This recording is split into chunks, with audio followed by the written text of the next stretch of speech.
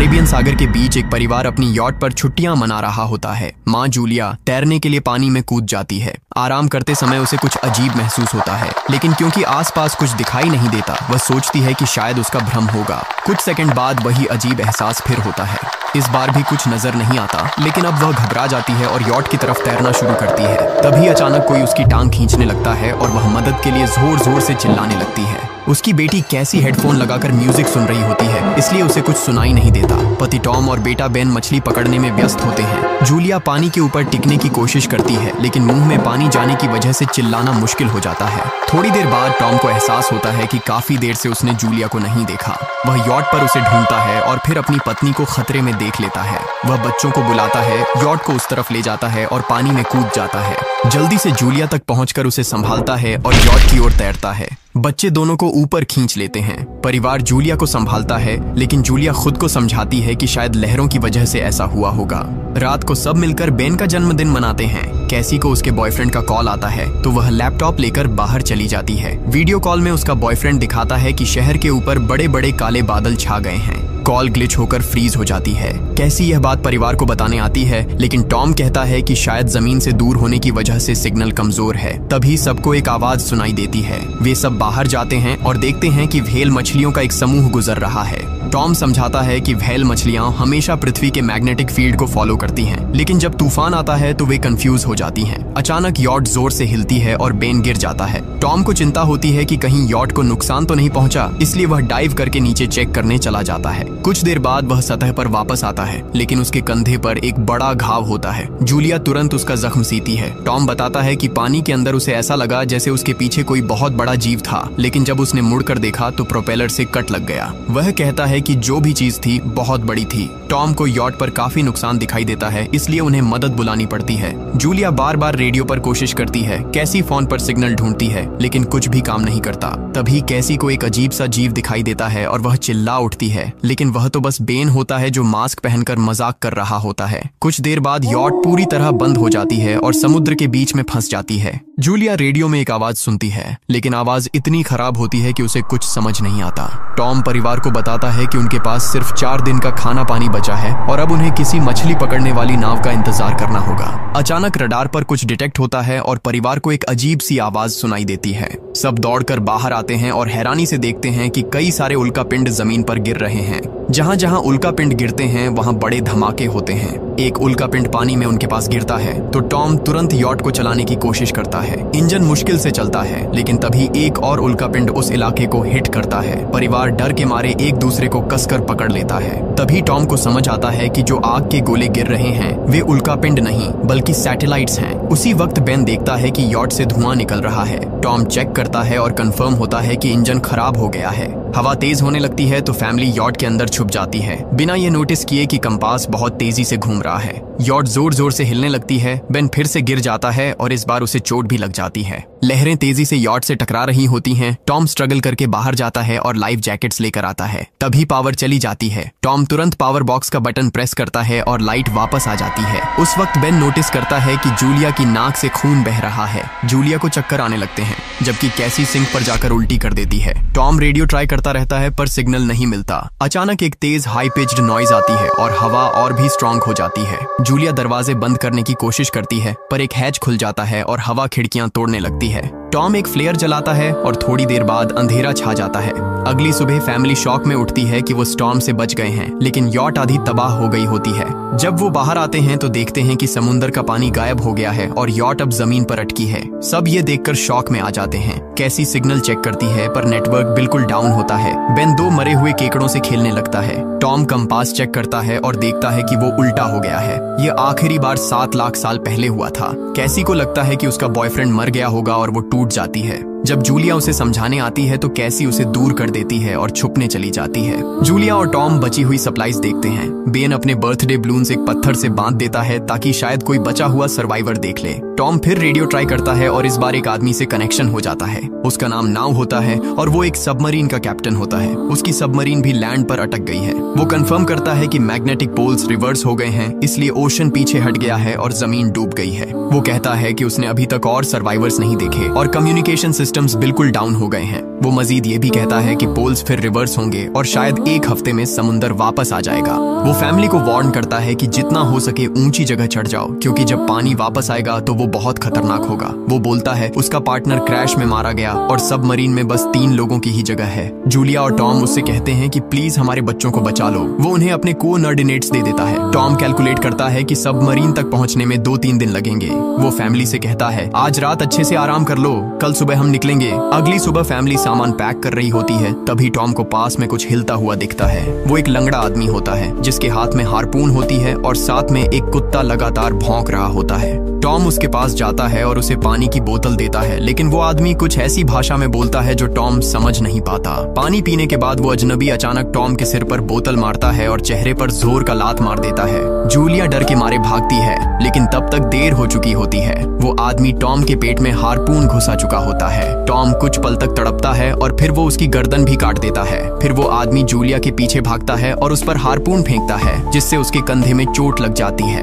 Julia दर्द सहते हुए यॉट के अंदर भागती है और बच्चों को बोलती है कि छुप जाओ। वो दरवाजा लॉक कर देती है। कैसी और बेन सोफे के अंदर घुस जाते हैं। जूलिया उन्हें फ्लेयर गन पकड़ाती है और खुद एक चाकू लेकर बाथरूम में छुप जाती है। वो आदमी दरवाजे पर जोर जोर से धक्के मारता है और आखिर अंदर घुस ही जाता है। पहले वो थोड़ा खाना उठाता है और फिर यॉट में इधर उधर ढूंढने लगता है, फिर बाथरूम की तरफ जाता है, लेकिन जूलिया समझदारी से एक छोटे छेद से बाहर निकल जाती है। वो आदमी सोचता है कि जूलिया भाग गई, लेकिन जैसे ही वो धीरे से निकलने लगती है, उसका कुत्ता उसे देख लेता है और भौंकने लगता है। कुत्ता उस पर झपटता है तो जूलिया चाकू से उसे मार देती है। कुत्ते की चीख सुनकर वो आदमी बाहर आता है और अपने कुत्ते की लाश देखकर आग बबूला हो जाता है। इस बीच जूलिया यॉट के दूसरे साइड से अंदर जाने की कोशिश करती है। वो ऊपर चढ़कर टूटी हुई खिड़की से अंदर घुसने लगती है, लेकिन वो आदमी पहले ही वहां पहुंच जाता है। वो उसे पकड़कर जोर से मुक्का मारता है, जिससे वो नीचे गिर जाती है। जूलिया फर्नीचर पकड़कर बचने की कोशिश करती है, लेकिन वो आदमी उसे लात मारकर दूर फेंक देता है। फिर वो उसकी कलाई पर पैर रख देता है ताकि वो चाकू छोड़ दे,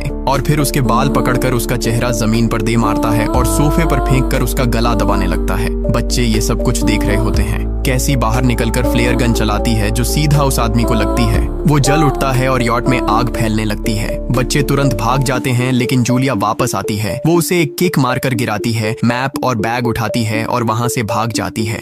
बेन और कैसी अपने पापा के पास जाकर रोने लगते हैं। जूलिया भी उनके साथ बैठ जाती है और तीनों मिलकर आंसुओं के साथ टॉम को आखिरी अलविदा कहते हैं। तभी वो डरावना आदमी फिर यॉट से बाहर निकल आता है तो फैमिली फिर से भागने लगती है। कुछ ही देर में यॉट एक बड़े धमाके के साथ उड़ जाती है। थोड़ी दूर चलने के बाद वो लोग एक छोटे से झरने के पास रुकते हैं ताकि थोड़ा आराम कर सकें। कैसी सोचती है कि शायद वो पागल आदमी उनके पास गुब्बारे देखकर आया था। ये सुनकर बेन खुद को कसूरवार मानने लगता है। जूलिया उसे समझाती है कि इसमें उसकी कोई गलती नहीं थी और सबको आगे बढ़ने को कहती है, क्योंकि वो आदमी अभी भी उनके पीछे है। रास्ते में एक छोटे तालाब के पास बेन एक मरी हुई हैमरहेड शार्क देखकर हैरान रह जाता है। तभी जूलिया नोटिस करती है कि वो आदमी फिर उनके करीब पहुंचने वाला है। सब लोग दौड़ पड़ते हैं और एक रेत के टीले से नीचे गिर जाते हैं, जहां उन्हें जहरीला कचरा दिखाई देता है। फैमिली सावधानी से उसे पार करती है और लगता है कि उन्होंने उस आदमी से पीछा छुड़ा लिया है। चलते चलते उन्हें बड़े बड़े मरे हुए सी एनिमल्स और समुंदर के नीचे जमा हुआ सारा प्लास्टिक दिखने लगता है। बेन धीरे धीरे चलने लगता है तो जूलिया समझ जाती है कि वो डिहाइड्रेशन के करीब है।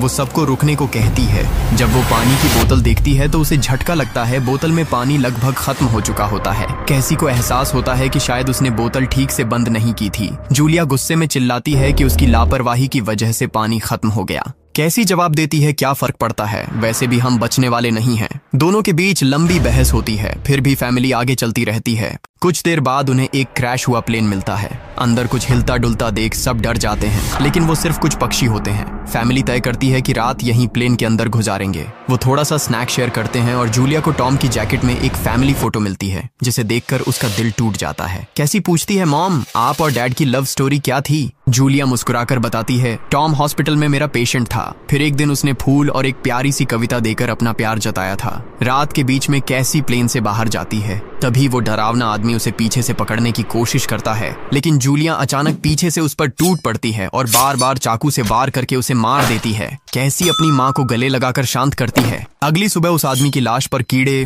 गुंड पड़े होते हैं।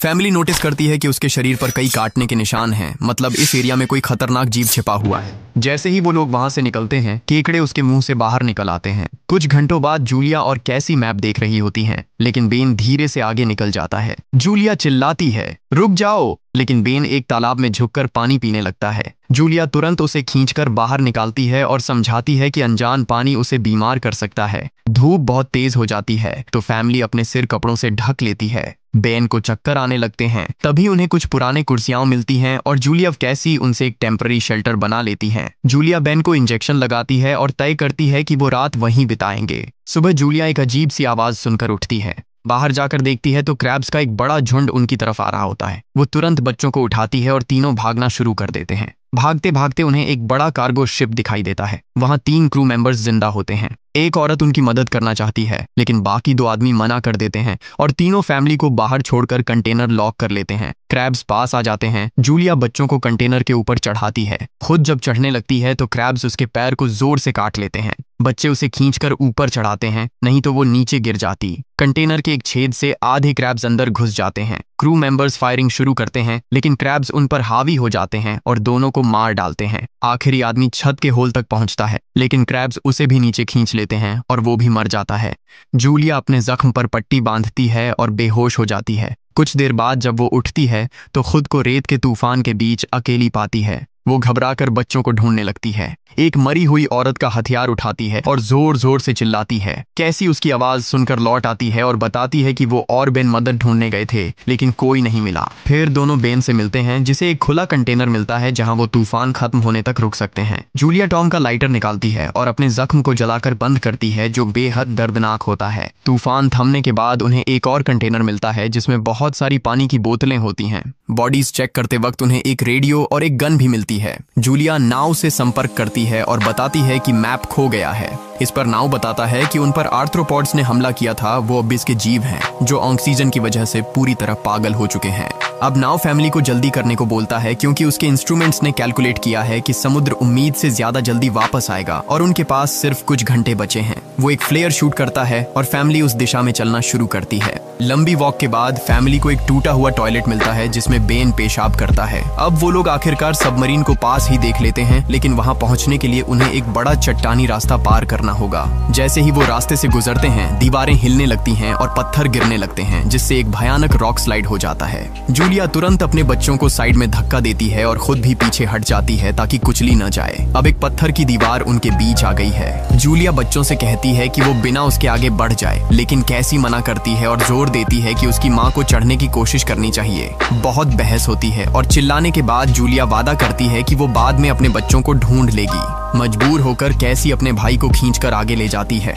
बच्चे चट्टानी रास्ता चढ़कर सबमरीन की तरफ भागते हैं लेकिन वहां पहुंचकर देखते हैं कि नाव बाहर खून में लथपथ पड़ा है। वो समझाता है कि उसके लिए सब खत्म हो गया है और अब बच्चे सबमरीन ले सकते हैं। ये सोचकर कि एक एक्स्ट्रा जगह होगी कैसी वापस अपनी माँ को ढूंढने भागती है। तभी जूलिया केकड़ों को आता देखती है और वो फायरिंग शुरू कर देती है। कुछ केकड़ों को वो मार देती है लेकिन झुंड बहुत बड़ा होता है और सबसे लड़ना मुश्किल हो जाता है। उसी वक्त कैसी दीवार के ऊपर दिखाई देती है और हाथ आगे बढ़ाती है तो जूलिया अपने घायल पैर के बावजूद तेजी से चढ़ना शुरू करती है। कैसी की मदद से वो दूसरी तरफ पहुंच जाती है और दोनों साथ में सबमरीन की तरफ भागते हैं। बेन पहले से ही ऊपर खड़ा होता है और फायर खोल देता है ताकि केकड़े डिस्टर्ब रहें जब तक फैमिली ऊपर चढ़ जाए। केकड़े नाव के शरीर तक पहुंचते ही तुरंत उसे खाने लग जाते हैं। जूलिया गन उठाती है और फायरिंग जारी रखती है जब तक बच्चे अंदर चले जाएं। जब वो सुरक्षित हो जाते हैं जूलिया समझती है कि गोलियां खत्म हो गई हैं तो वो गन केकड़ों पर फेंक देती है और अपने बच्चों के साथ अंदर चली जाती है। फैमिली हैच को अच्छे से लॉक करती है और खिड़की से केकड़ों को सबमरीन के चारों तरफ देखती है। इसी वक्त समुद्र वापस आ जाता है तो तीनों तुरंत अपनी सीटों पर बैठकर बेल्ट पहन लेते हैं और एक दूसरे का हाथ पकड़ लेते हैं।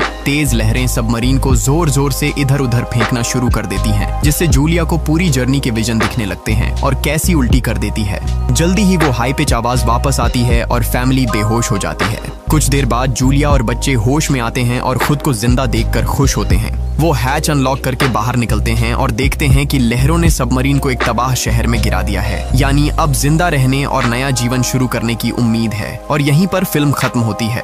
चैनल को सब्सक्राइब करना न भूलें और बेल आइकन जरूर दबाएं ताकि आपको ऐसे ही मजेदार वीडियो मिलते रहें। देखने के लिए धन्यवाद।